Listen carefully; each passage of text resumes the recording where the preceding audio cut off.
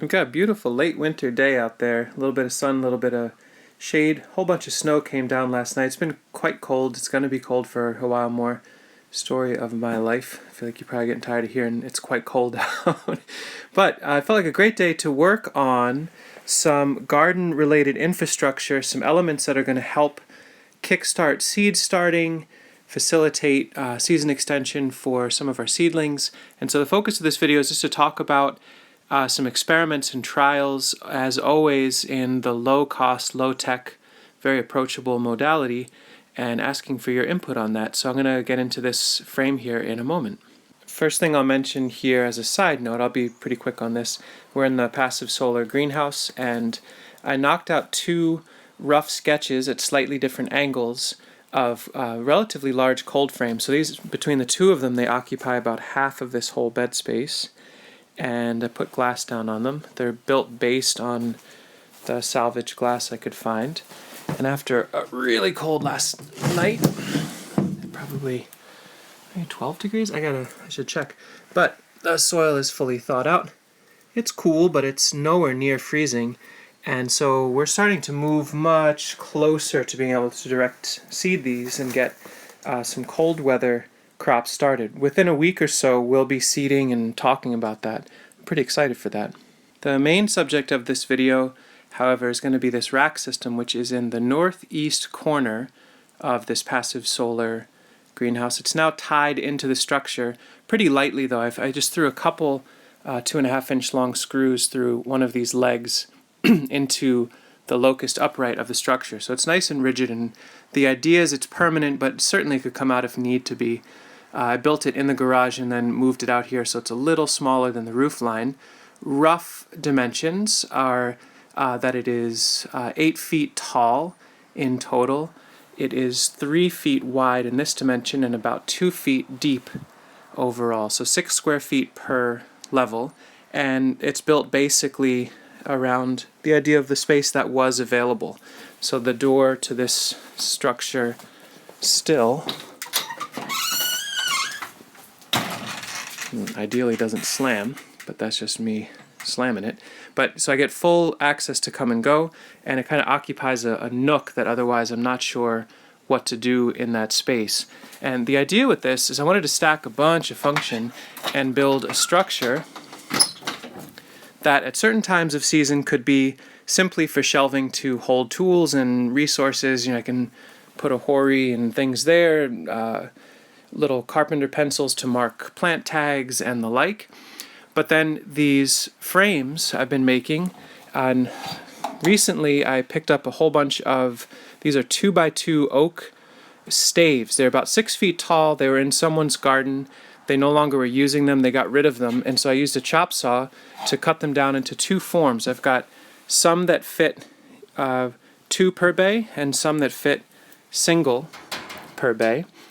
And the bigger ones, so these are 3 feet by 2 feet, well, 34 inches by 2 feet, so they can slide in and out. There are these shelves here. All of this is locust offcut. They're leftover boards from the building of this passive solar space, and they were offcuts. I got them for $25 for a truckload. So I've got $2 in lumber in this whole project. And you can see I use my table saw to rip some of these. High quality ripping right there. I basically burned my way through them. Dry locust on a cheap table saw with an old blade. Nice combo. Anyway, so those rails will support these frames, and the idea, sorry it took me so long to get to the idea, what the heck's the idea, is based on the 2x2s that they are, what I thought I could do is in the early spring lay down a thin sheet of burlap, and by the way, this is not from doing this work, this is an unrelated injury.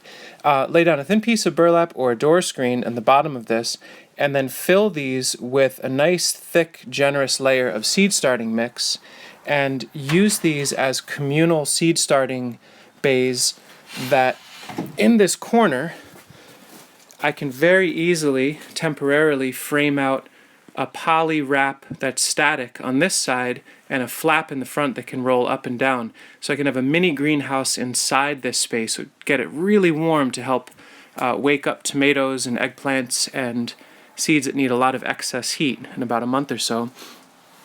But the idea is with this mesh on the bottom, the seedlings can grow in communities, so it'll be easier to water the whole thing with a rose watering can, but they would also air prune, which is a really great system for having the seedlings grow down, hit an air barrier, and then make a more fibrous root system. I'm going to talk about that in greater detail, but I'm excited to trial some of these larger ones, but I think these will be very promising as well. So fill them, nice heaping mountain of seed starting mix per.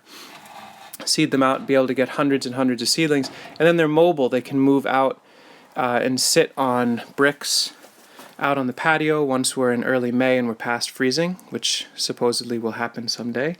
But anyway, yeah, I just went through, took a countersink bit, because all of this is really strong hardwood. I never use pressure treated. I always use waste stream hardwoods, and countersunk down in to drill and make a recess, and then used 2.5 inch and 1 3/4 inch, so 2 different types of screws, in each corner to pin them together in a really strong way and keep them from wanting to twist. And then we'll see how this works. This certainly remains to be seen if it's going to be a good design or not. I simply took a T50 staple and stapled these down in a lot of spaces. I can imagine that if we move these a lot, somebody's hand's going to get cut on the corners, but we'll see if we need to modify that or not. I can always put battens over them and screw those in.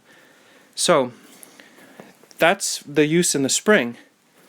Then the idea is beyond that, as soon as we're done with seed starting, we can tap all of these out, rinse them off, and then let them get bone dry, and then use these racks from midsummer into the fall to do dehydration of crops.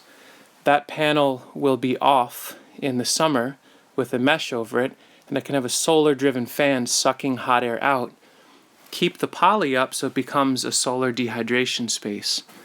Love to hear folks' thought on this. I think I'm probably a little under $20 in total, and maybe there's some food for thought for other people that are itching to get started with spring work, but also have frozen ground with snow. This is the greatest window to do carpentry, to move your ideas forward and get ready for the spring season. We're going to be able to jump on it this year, which I'm very excited about. We'll see how this all pans out. Your ideas early on here will really help me refine how we use this. So thanks for watching. Next video is going to be about the air prune beds we're doing for our trees, which I'm pretty excited to share some notes there.